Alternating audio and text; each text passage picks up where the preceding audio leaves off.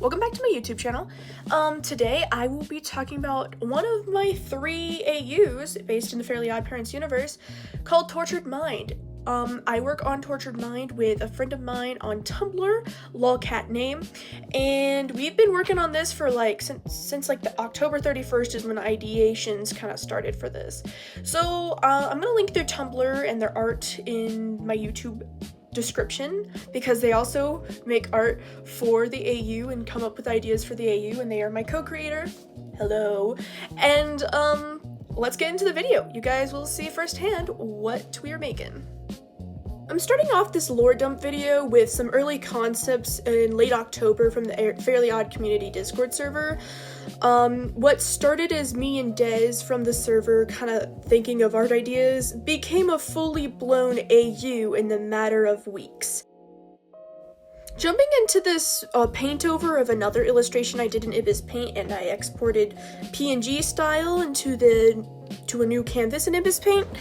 I wanted to mess around with and see what this black crown pin would do.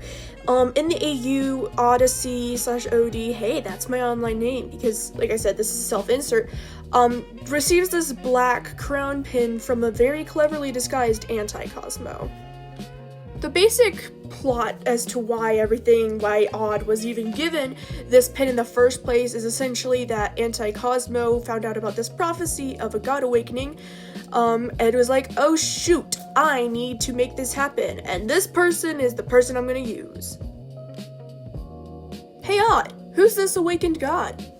Everyone, I'd like to introduce another online friend of mine's, OC Corey's, Void, who is a godlike entity. Woo!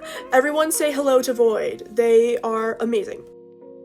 A brief cut moment because the first half was me trying to figure out what I want to do with the pose, and I ultimately landed on this next part to be the pose that I wanted. While I have gotten better at art, for some reason I've gone back to the old habit of hiding hands, so I'm trying to work my way out of that habit again. Void goes by they, them pronouns and is, they're kind of, running from something. I mentioned earlier in this video that there is a prophecy that Anti-Cosmo finds out about, and she kind of needs that prophecy to work for him. Now, there is more info about this prophecy later on, but I'm not spoiling that yet. You guys don't get to know what that is yet. But me and Dez, we're talking about it, and we know exactly what we're gonna do with that part of the story.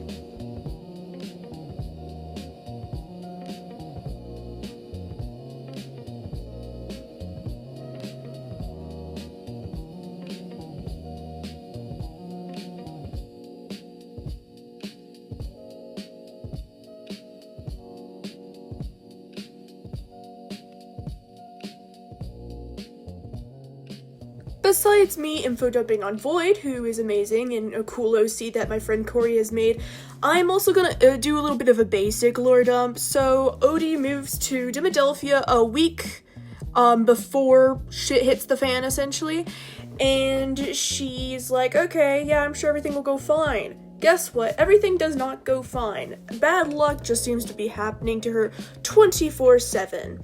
And why? Well, anti-fairies love bad luck, so of course it is Anti-Cosmo who is causing this. So as I mentioned earlier in the first kind of speed draw over paint thing, Odyssey receives this black crown pin, kind of referencing when anti-fairies crowns, how they're black and they're not shiny, they're more of a glowy purple aura.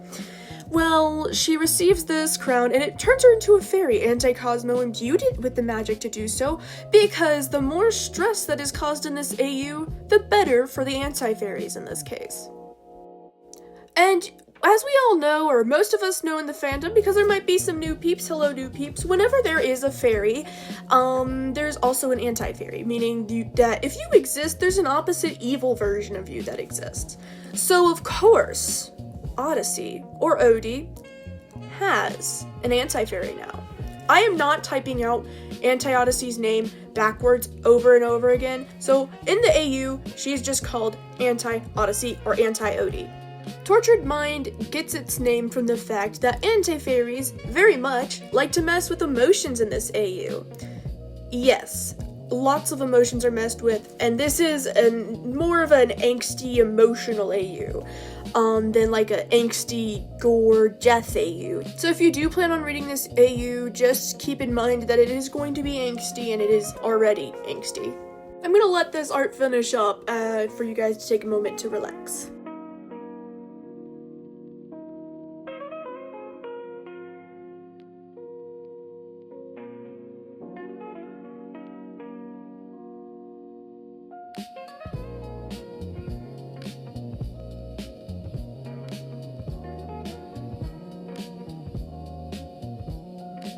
So now I'm going to talk a little bit about Dale. Yes, this is Dale art. I do draw some Dale art. I've drawn cursed Dale art, such as Lemon Dale, and also Hatsune Dale-ku.